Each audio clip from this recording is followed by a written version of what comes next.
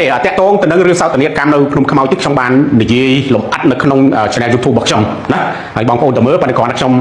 បញ្ជាក់បន្ថែមថារឿងក្នុងខ្មៅនេះគឺខ្ញុំបានសិក្សាច្រើនជាពិសេសឯកសារដែល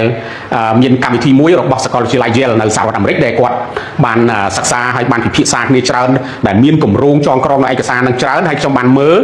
ហើយខ្ញុំក៏បានស្ដាប់កថាបទរបស់ប្រវត្តិវិទូរបស់អាមេរិកអ្នកនៅសាកលវិទ្យាល័យ George Hopkins ហើយគាត់បានមកធ្វើបកថានៅក្នុងមូលនិធិរបស់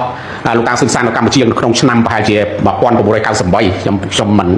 មិនចាំច្បាស់ប៉ុន្តែប្រហែលជាឯកឧត្តមស៊ុនសាវៀគាត់ច្បាស់ព្រោះជាមិត្តភក្តិរបស់គាត់ផងហើយគាត់ដឹងរឿងភ្នំខ្មោចហ្នឹង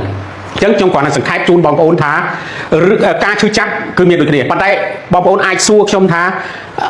តើឲ្យខ្ញុំទៅជេរដូចបងប្អូនបានបញ្ជាក់ថាខ្ញុំនឹងស្នេហាជាតិឬក៏ស្រឡាញ់ជាតិឬក៏ជាតិនិយមឬក៏យ៉ាងម៉េចណាបើខ្ញុំគ្រាន់តែសួរត្រឡប់ទៅវិញបងប្អូនអញ្ចឹងថា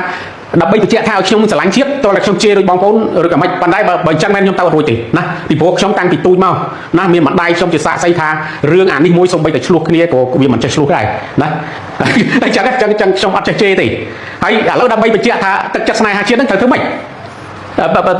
ឡូវខ្ញុំឆ្លើយតបទៅហ្នឹងថាត្រូវឲ្យខ្ញុំធ្វើម៉េចប៉ុន្តែបើឲ្យជេរខ្ញុំអត់ជេរទេប៉ុន្តែខ្ញុំសូមផ្ដល់យោបល់អញ្ចេះថាឥឡូវមុននឹងចូលហ្នឹងខ្ញុំនិយាយពីរឿងភ្នំខ្មោចបន្តិចសិនណាភ្នំខ្មោចទេរឿងសោតនីយកម្មស្លាប់ពលរដ្ឋខ្មែរហ្នឹងគឺមានមែនគឺប្រហែលជាតុង 30000 នាក់ណាហើយដោយសារតែខាងថៃក្នុងរដ្ឋបាលរបស់លោកគ្រៀងសាន់គាត់បានរុញប្រជាជនទៅវិញណាមិនឲ្យចូលទឹកដីគាត់ហើយទម្លាក់តាមភ្នំដងរែកអីប៉ុន្តែសួរបងប្អូនត្រូវសិក្សាអំពី background របស់វាហើយវាស្អីគេអា behind the scene មានស្អីនៅពីក្រោយតើវាជាចេតនារបស់ថៃឬក៏ដោយសារតែថៃនឹងទប់សភាពការណាពីព្រោះនៅពេលនោះយួនវាយចូលមកអ្នកដែលចង់យកចំណេញពីការស្លាប់របស់ប្រជាជនកម្ពុជាមិនមែនថៃទេខ្ញុំគ្រាន់ជំរាបបងប្អូនប៉ុណ្ណឹងគឺប៉ុលពតហើយនឹងយួន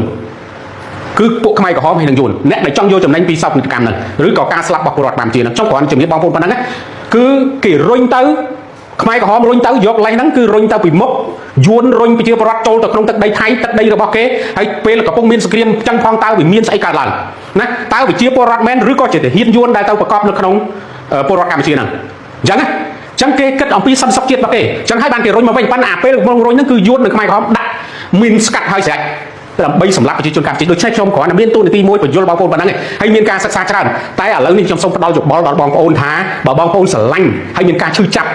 ស្រឡាញ់ជាតិហើយមានការឈឺចាប់ពីរឿងសោកនាដកម្មបងប្អូនត្រូវសិក្សាប្រវត្តិសាស្ត្រណារៀនប្រវត្តិសាស្ត្ររៀនច្បាប់អន្តរជាតិចងក្រងឯកសារឲ្យមានភស្តុតាងត្រឹមត្រូវបង្កើត